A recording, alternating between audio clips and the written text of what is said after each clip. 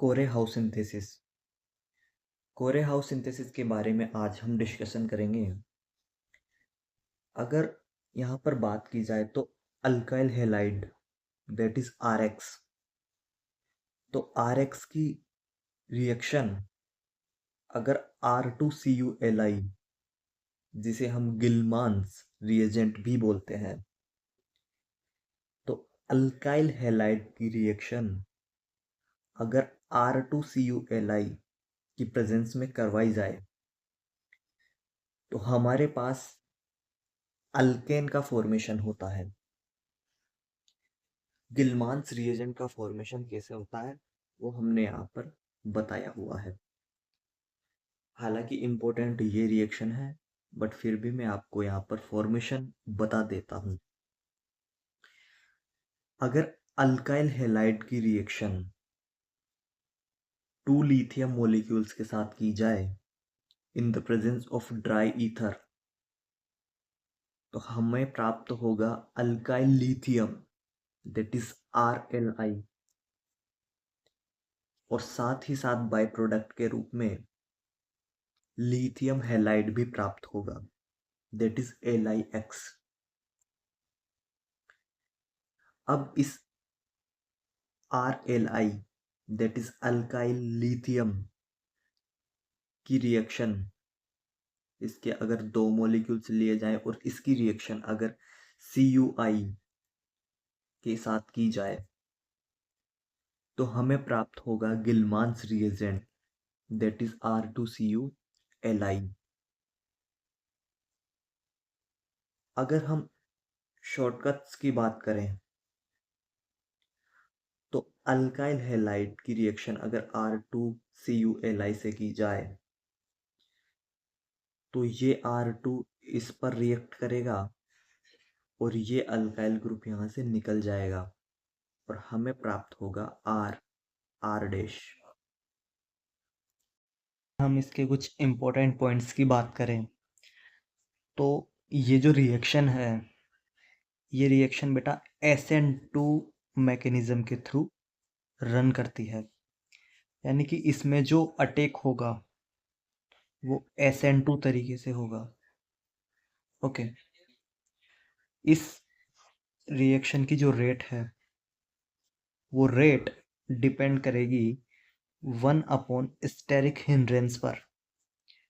यानी कि अगर स्टेरिक हिंड्रेंस ज़्यादा है, स्टेरिक हिंड्रेंस अगर ज़्यादा है तो रेट ऑफ रिएक्शन कम हो जाएगी, और स्टेरिक हिंड्रेंस कम है तो रेट ऑफ रिएक्शन ज़्यादा हो जाएगी। यानी कि प्राइमरी अल्काइल ग्रुप इस रिएक्शन को ज़्यादा देगा as compare to second, and second is given more as compare to tertiary. अगर हम बात करें इस रिएक्शन की तो इस रिएक्शन का use symmetrical as well as unsymmetrical alkane के फॉर्मेशन में किया जाता है।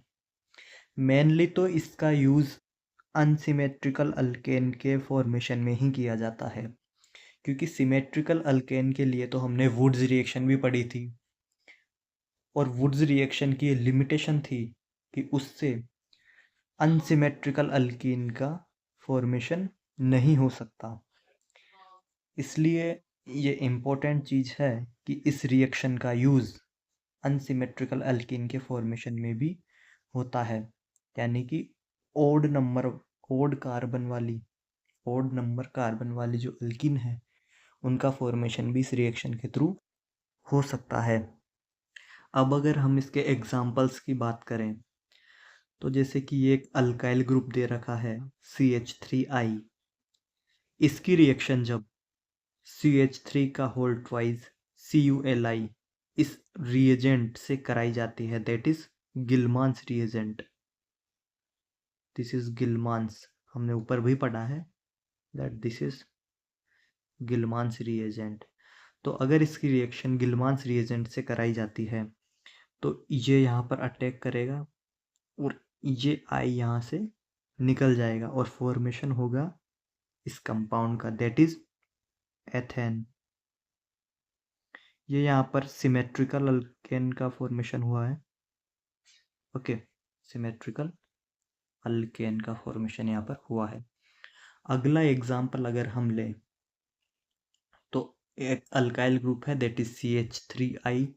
इसकी रिएक्शन अगर C2H5 का whole twice CuLi that is again Gilman's reagent इससे कराई जाती है, तो ये यहाँ पर अटैक करेगा एंड ये I यहाँ से निकल जाएगा और फॉर्मेशन होगा प्रोपेन का,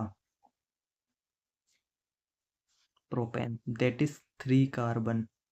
3 carbon means unsymmetrical alkane, odd number वाली जो अल्केन है उसका यहाँ पर फॉर्मेशन होगा। Thank you everyone.